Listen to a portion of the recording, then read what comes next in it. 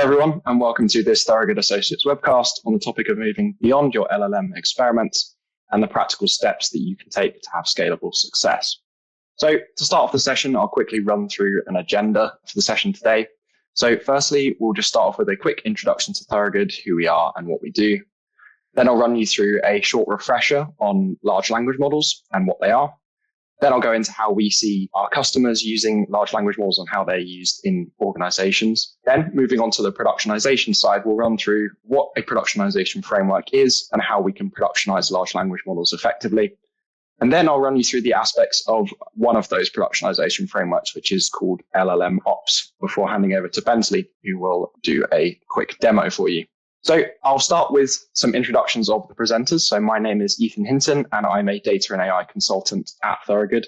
I'm based out of our London office. I've worked with many of our clients to deliver data engineering, visualization, and AI and ML solutions with a particular specialization in data science and AI. And I'm joined by my colleague Bensley, who is also a data and AI consultant. He's based out of our office in Bangalore, India. And Bensley also has experience working with our customers to deliver data science and AI solutions. And you'll be hearing from him later on in the session.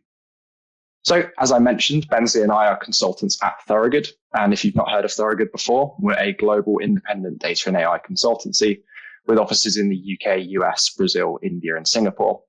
And we work with our clients on solutions across the remit of data and AI, from end-to-end solution delivery and architecture and solution design to tool training and application support. And our main aim is to help our customers in the right way, which involves combining our expert knowledge of key technologies in our space with a deep understanding of the data that we work with and a strong business focus to ensure that our solutions always deliver value for your business. So I thought I'd start today's session with a quick refresher on large language models and the kind of use cases that they've enabled in businesses. So large language models are AI models that generate text as an output based on some input data, which is usually also text, but can be other forms of input. And there's been a lot of hype around large language models in recent months and years due to their ability to seemingly comprehensively understand language inputs and generate complex and detailed outputs based on those inputs. So businesses have utilized large language models have found that they are particularly useful for summarizing large volumes of text much faster than a human could. And we've seen this particularly with one of our customers in the endowment management industry, with whom we've developed a chatbot tool that uses quarterly investment reports from funds and businesses as a knowledge base for its answers. They're also really useful for increasing productivity through using large language models as a co-pilot tool for tasks such as programming and drafting documents and statements. And they're also useful for processing unstructured data, such as articles and documents, and outputting it in a structured form and really extracting the key data in a nice structured way, put them in a structured form like a table, which can be more easily used by existing data analysis tools. So now, if you're watching this thinking, my business isn't using these tools for all of those use cases, then you wouldn't really be alone in that thought. The speed of progress in this field has been rapid, with it really starting to pick up in 2022 with the public release of ChatGPT, which started a sort of AI arms race of sorts. And this really, like I said, started an AI arms race of sorts. So there was rival models that were developed by Meta, Anthropic, and Google pretty quickly after in 2023. And pretty much alongside this, the main model developers also released APIs for their models, which really allowed developers to integrate these sophisticated models into their custom applications. And with this API development came the proliferation of tools such as LangChain and Hugging Face, which enabled developers to enhance these models using complex prompt flows and injecting context data into the models. And more recently, we've seen huge advancements to the speed and capability of language models, with GPT-4o and Claude 3.5 Sonnet being released by OpenAI and Anthropic respectively, for either no cost increase or even a cost reduction compared to the previous models. And we're also seeing the rise of multimodal models, which can take in multiple forms of inputs. So for example, video, images, audio, and respond to those in text format as well. So in our work with customers, we're more recently seeing businesses identify use cases which can be tackled using large language models and build experimental proof of concept solutions to meet those needs. And through this experimentation, common use cases are emerging that large language models are very well suited to. So examples of these are retrieval augmented generation, which basically involves using some context and giving your model some context so that it can answer the questions. The context could be a section of a document, a research paper that you have stored in a database, and the model can use this to answer questions for you. Some more use cases are, like I said, unstructured data extraction, and also chatbots, which you may have commonly seen. Obviously, with ChatGPT is a chatbot, and there are other language models available that can be used as chatbots. And we're seeing businesses create custom bots using these models on their own data. So to meet these common use cases, development frameworks such as LangChain have been developed and matured, bringing standardization and consistency to the development process. And as this refinement of common patterns continues, we're seeing companies really want to scale out these tools and solutions to really unlock the potential business value that they can bring. So what are some of the differences between an experimental or small scale solution and a fully fledged production ready solution? So with any new technology, proof of concepts and experimental implementations are crucial to understand how to implement the technology in your business. However, scaling up and productionizing these experiments often comes with many new considerations to take into account. And this is really no different with large language models. Some of these considerations are listed here on the screen. So in small scale solutions, experimental models are often tracked, deployed, evaluated, and updated in an ad hoc fashion. And this doesn't tend to be an issue at this scale because there are limited downstream applications that depend on the solution should it fail. And there are often much smaller number of components in the solution itself to keep track of. And this is really not the case in production solutions. So once you start to scale them out, because by definition, production solutions, the outputs are used by downstream applications or users, and models are scaled out to service multiple systems or markets. So here, a much more automated and consistent framework should be followed to ensure that the model remains operational and can be monitored. And the LLMOps framework, which is the one we'll focus on today, really helps to address these considerations by outlining standard practices to follow. So I'm sure many of you looking at that last slide, if you have a software development or machine learning background, could probably see some parallels between the challenges of scaling large language models and scaling machine learning models or even traditional software. And it's true, there are really quite a few parallels. So, for example, we want to know how we can be sure that the quality of the model outputs are acceptable and consistent, how we can make sure that new versions of the model are deployed consistently and seamlessly, how we monitor the usage of the model within the company, and how we make the end-to-end development to productionization process simple, robust, and easy to follow. And ensuring that this consistent process for maintaining and developing software has been a challenge for a long time in software development and has resulted in the development of set frameworks that define the best practices for developers to follow. And these are known as the ops processes. And the first of these to come along was DevOps, which detailed how code integration and deployment should be frequent and automated to reduce human error and deliver value quicker. And the principles of the DevOps framework were really adapted to meet the challenges of productionizing machine learning models in MLOps, which introduced concepts such as model version control, automated evaluation, and cost tracking. And now with the proliferation of large language models, this MLOps framework has been extended further with principles specifically to address the complexities with productionizing large language models. We'll go through a few of those today, but some of the key points are on the screen there for you. But you may be thinking, what makes large language models different enough from other machine learning model architectures to warrant a new framework entirely? So traditional machine learning algorithms perform tasks such as regression or classification. These tasks have structured numerical outputs that can be compared against a source of truth in training. And this makes model training, fine-tuning, and evaluation a really quite a straightforward task. You just compare this numerical output of the model to a desired output and tweak the model parameters until the output is aligned with what you want with the true value. Large language models are a little bit different and more difficult here because they're generative, meaning that they're often used to generate often qualitative, novel outputs in the form of text. And this makes evaluating model outputs far more challenging as there's no real true value to compare outputs to, and there are no straightforward ways to quantify model performance. And the next difference really is cost. So machine learning models themselves can already be quite compute intensive. So the monitoring of costs is actually already an aspect of MLOps. But most machine learning models used by businesses are simple regression, classification, or time series models that require a small amount of compute and really don't use any dedicated hardware, such as graphics processing units or tensor processing units. Whereas large language models utilize the transformer model, or most of them do, which is a deep learning model architecture. And this often has parameter numbers on the billions and trillions scale. And just to give you an idea of what a parameter is, it's just a weight or a number that is used in this model. And when you have a model input, each of these parameters is used to augment that input so to create the model output of the model. So in the training, each of these parameters needs to be tweaked to find the ideal value.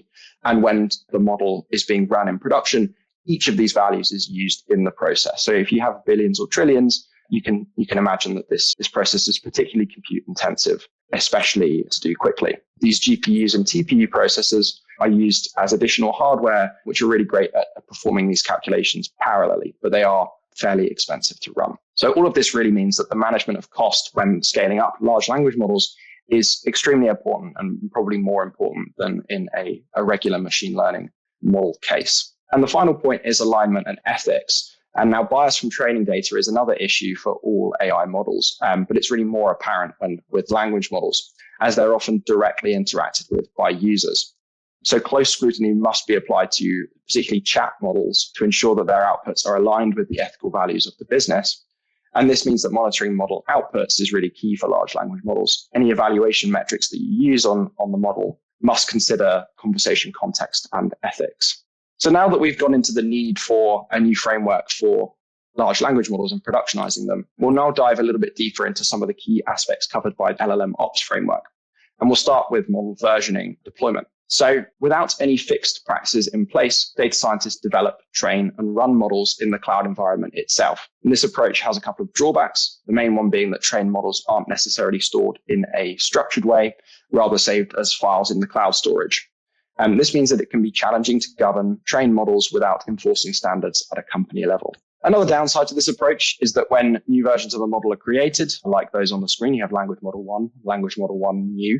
Any downstream processes that load and run that model will then need to be altered to reference the new model version. And this process really can't be done automatically in a simple way or in a very easy way.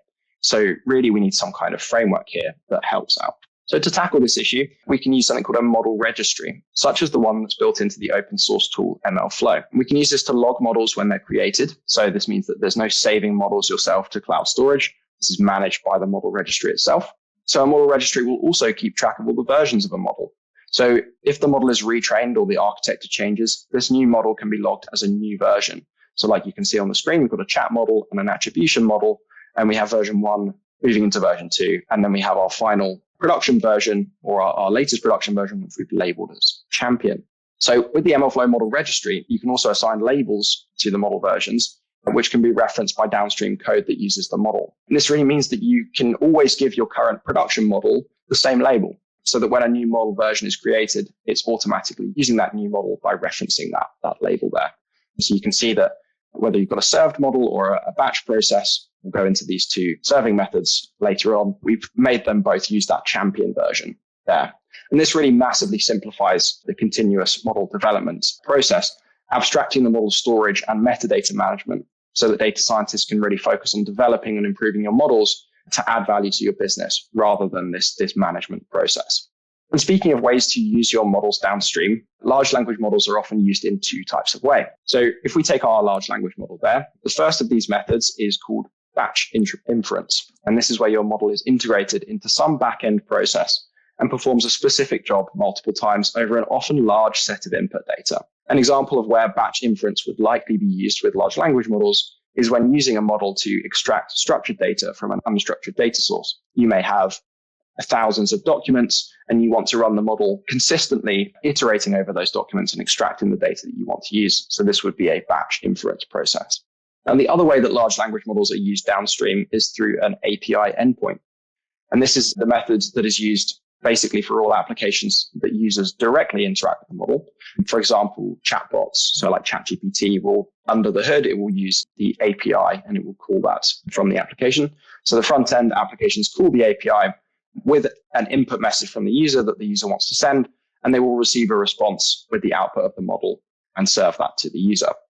So it's important for large language models specifically that the API endpoint is responsive and that the model is hosted on a server with enough compute power to process the requests quickly, maintaining a seamless conversation flow with the user in the front-end application. And both of these methods of using large language models downstream can be tightly integrated with the model registry and versioning tools so that when a new version of the model is deployed, inference code and API endpoints are automatically updated to use that latest model version. So they really work hand in hand. So we now know how to store and serve large language models to users, but how can we be sure that the outputs of the models are of an acceptable standard?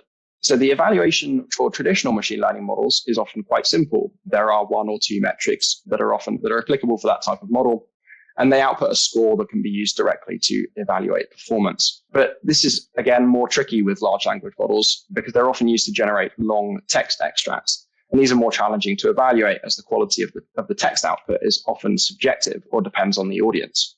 So it's difficult to quantify that into a score, which is really how we're used to judging how effective a model is. So on the slide, we have two AI responses to the prompt, "What is a language model?" And I'll give you a second to read through this whilst I go on. But when you're reading through this, it'll be clear to you that one response is clearly more detailed, informative, and grammatically correct compared to the other. But if you kind of think to yourself, how would we actually quantify this into a score? How do we take these two different text outputs and get a machine to quantify the quality of it into a score? It's quite difficult. So this is where evaluation comes in. This is really a fast-moving area of research in the generative AI community, so I'm sure that methods of evaluating large language models will evolve and improve over time. But for now, there are really three main ways of quantifying the quality of a large language model output. And the first of these is language evaluation metrics. This method uses either a formula or machine learning algorithm to determine a score for certain qualities in a text output. An example of this is the ARI grade level formula, which is a formula that calculates the maturity of the answer given by a language model with a grading that follows the grade system for schools in the United States. This is, again, a static formula that you can use, and it's based on the word length and then the number of words as well. So it's not a silver bullet, but it is a good way of getting an idea of the maturity of an answer. There's also evaluation metrics like the Rouge score, which can be used to calculate the similarity of a model output to a ground truth value. So this is more like traditional machine learning, where you'll have an expected answer and then the answer your model gives out, and you can compare those. So this Rouge score is a way of actually comparing two text outputs, provided that you actually have a test data set and a test question to ask the model. Evaluation metrics alone can struggle to determine whether the output of a model is semantically correct. And this is where the large language model as a judge method comes in. So this method uses another large language model, which is tuned for the evaluation of large language model outputs, to determine whether the output of your model performs well in specific semantic areas. So an example of this would be in conciseness or professionalism or any other kind of semantic metric. So this method enables the rapid and human-like evaluation of model outputs, with the main drawback being that you're running another large language model as an evaluation tool. So this can have cost implications. It's also worth noting that the effectiveness of this method of evaluation is still up for debate, with many arguing that using just another large language model to judge your own large language model will not give accurate evaluations. But others disagree, and this is still a popular evaluation method. An often preferred evaluation method for models served to a user application is human feedback, which involves users rating responses of a model and providing extra context where necessary. And this approach has the benefit of actual users reviewing the model, which can give developers nuanced feedback and help them improve that model. The drawbacks of this approach is that it relies on many users all providing quality feedback on the model, which is not guaranteed.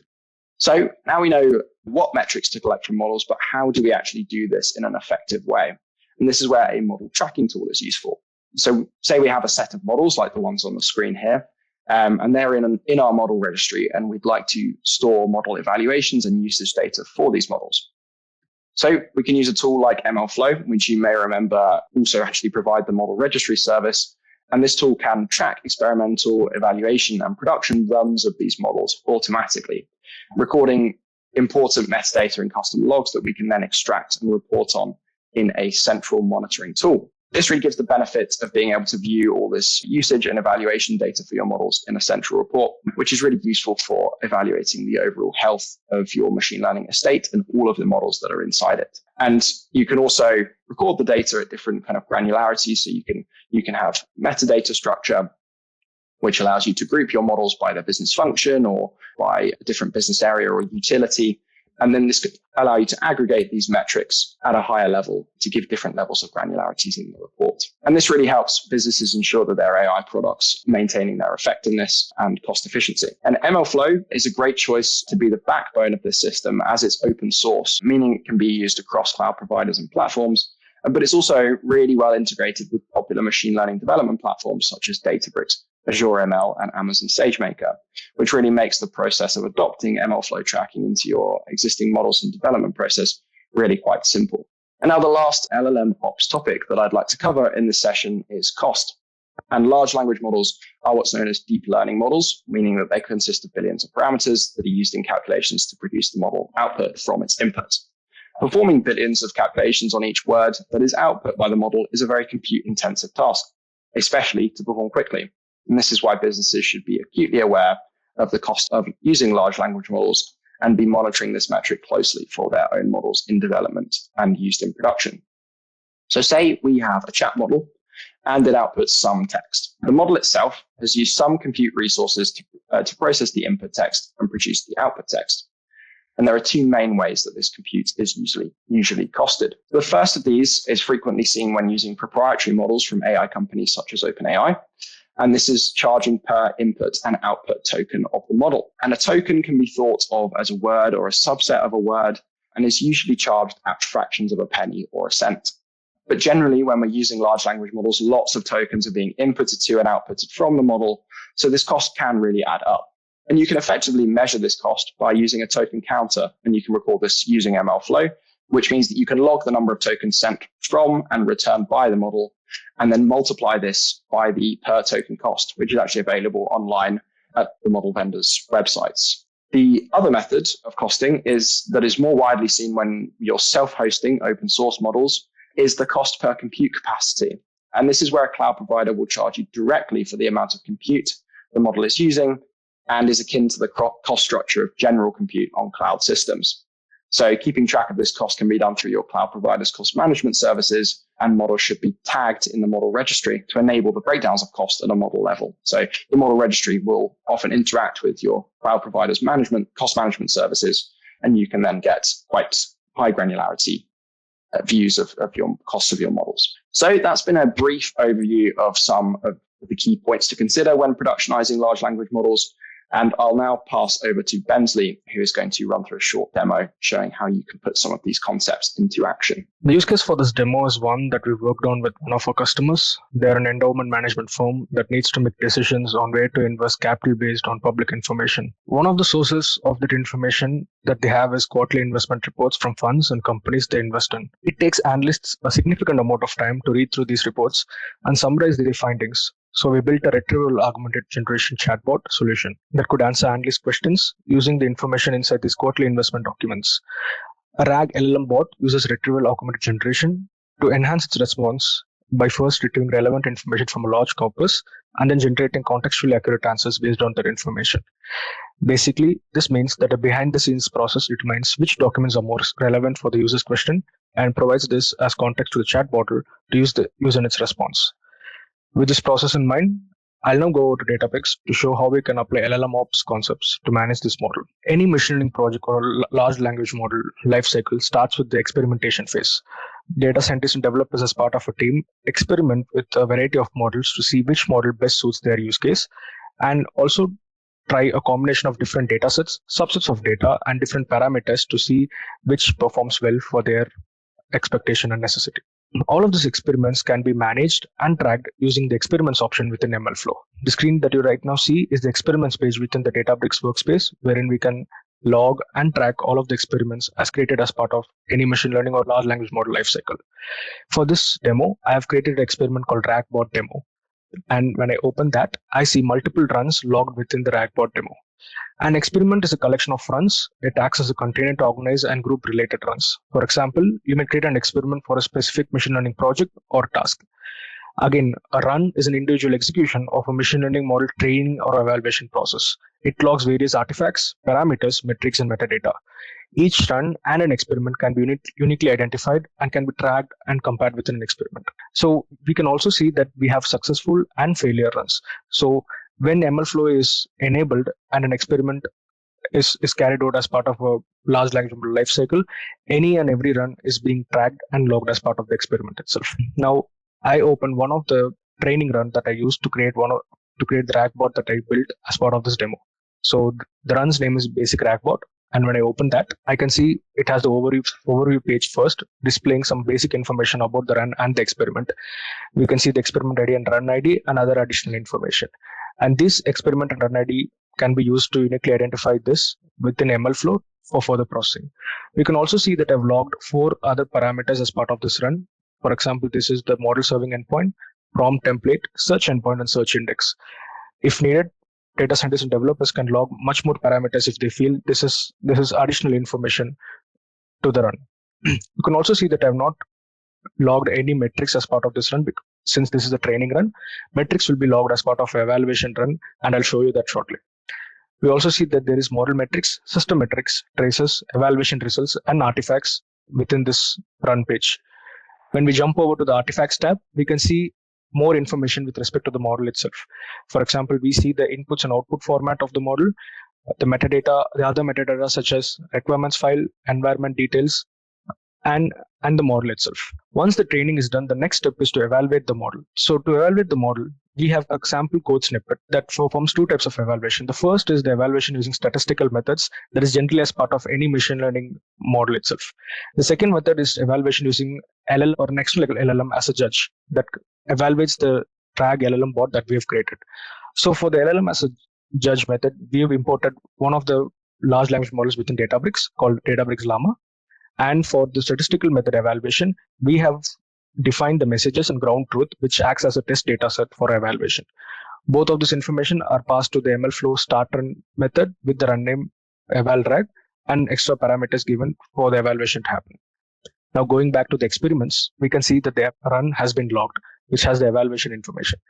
Now going into the evaluation run, we can see similar information that we saw in the training run as well, but we also see there is a lot of metrics that has been logged as part of this run. Now metrics such as ARA grade level, latency, etc. are the metrics that are calculated as part of the statistical methods, and metrics such as answer similarity, faithfulness, toxicity are the metrics calculated with respect to the LLM as a judge method. These metrics can also be seen under the model metrics tab with a simple visualization, which comes up automatically. We can also log artifacts as part of the process. For example, I have logged the eval results table artifact, which has the metrics again here, and then the custom metrics information as an artifact within the run. This training and evaluation is a to-and-fro process that happens within the experimentation phase. Once the data scientist or developer thinks that this is the right model with the best parameters and the best evaluation scores, he moves on to registering model within their model registry component in Databricks or within MLflow itself. So this can be seen in the models page within the Databricks workspace. So as you can see, I have a number of registered models, and the basic RAG demo is a registered model which I registered for the demo. And when I open this, I'm quickly redirected to the Catalog Explorer. Now, since I work I created this RAGbot demo in a Unity Catalog enabled workspace, all of my model information and my tables are stored as part of the Unity Catalog. Now, Unity Catalog is another open source framework for governance, permissions, etc., which is integrated into Databricks. Some features of Unity Catalog is centralized data governance and access controls, data lineage and audit logs, and simplified data discovery and sharing. Now, Unity Catalog is not a must for any RAG LLM bot or LLMOps practices itself to be enabled or carried out, but it's a good to have option. Within the model registry, we see I've logged 2 versions of the same model. So it's version 1 and version 2.